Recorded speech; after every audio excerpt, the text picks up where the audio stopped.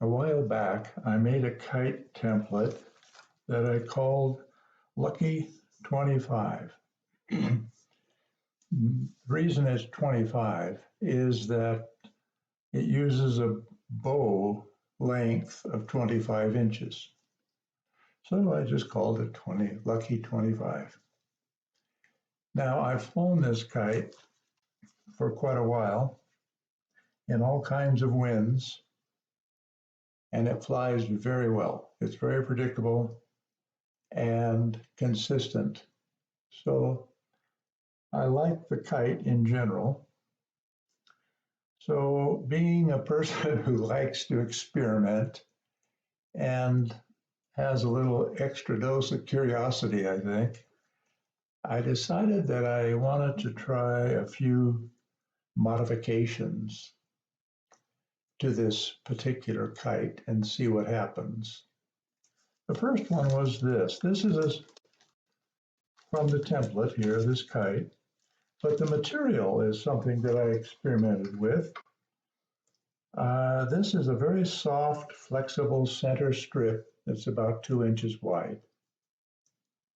And I glued using contact cement, which I showed on the video previously, to this polyfilm that's relatively stiff, called cellophane. I bought it from papermart.com online.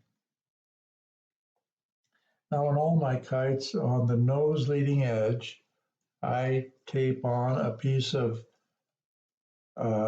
mylar that's just to strengthen and stiffen that leading edge of the nose, because the wind tends to fold it over, and in my opinion, I think that might cause some drag and slow the kite down a little.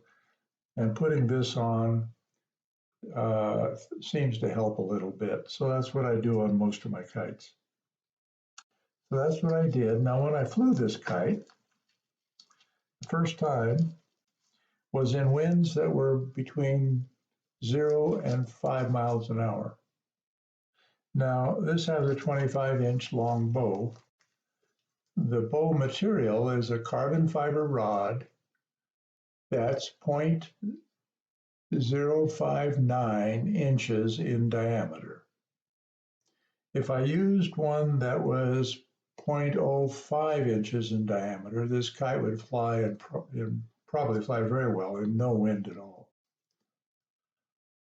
And if I used a 0.06 inch diameter carbon rod, it would fly well in slightly stronger winds.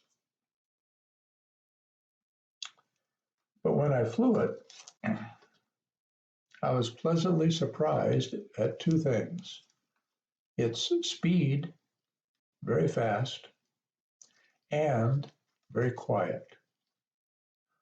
The material here doesn't seem to make a lot of noise, although I do have two fairly long battens right at the seam that are parallel to the spine. And those are 0.03 inch diameter carbon pieces that I used for the battens.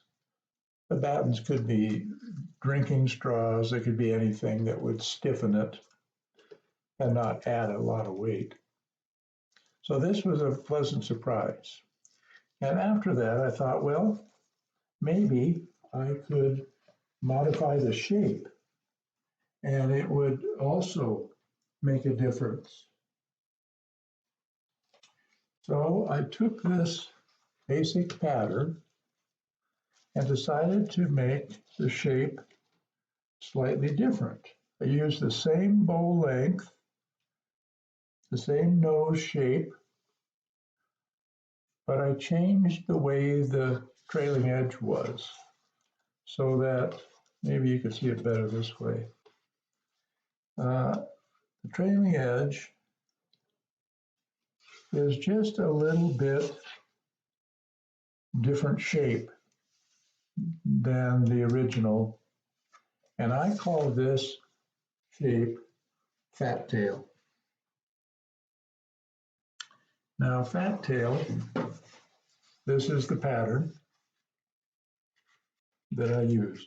It uses the same nose shape and size as the Lucky 25 original one that I made. I just made a different shape for the trailing edge. Now, I didn't know exactly what would happen, but I suspected that by adding this, even though I put a batten along here where the kind of like the corner, I guess you'd call it, of the trailing edge exists to help stiffen that, I thought it would probably slow the kite down a little bit.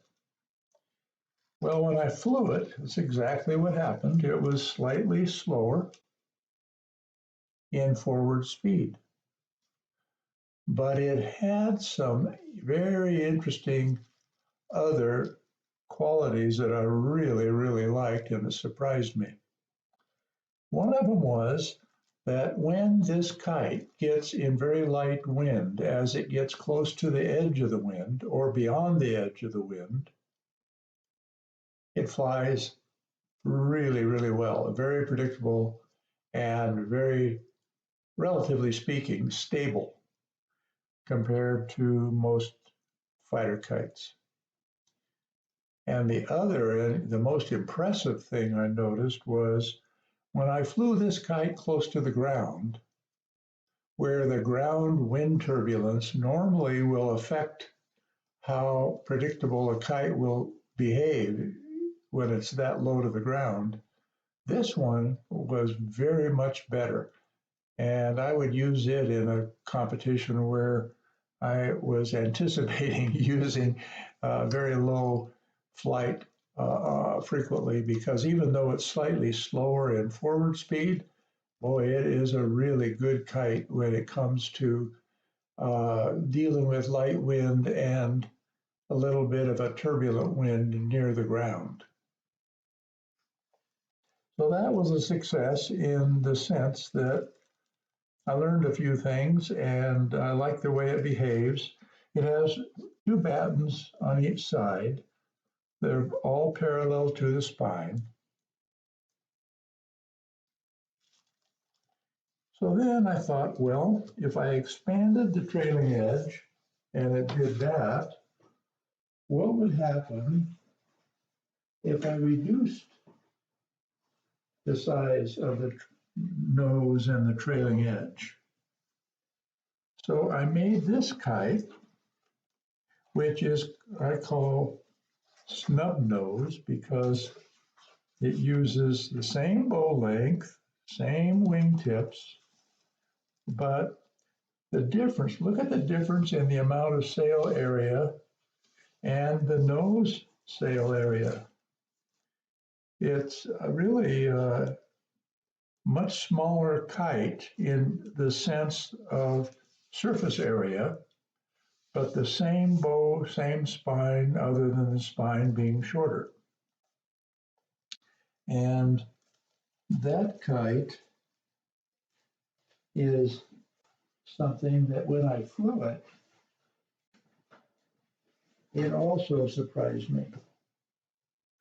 Now, I didn't know what to expect when I made this kite. It has 4 battens that are parallel to the spine, bamboo spine, same size bow, 25-inch long, 0.059 inch in diameter, carbon fiber, same wingtip, same overall shape, except that it is very, by doing this, it made the kite very wide compared to its height, a very high aspect ratio kite. And although that wasn't my intention especially, I was just curious mostly about what would happen if I reduced the amount of surface area at the nose. And when I took care of that.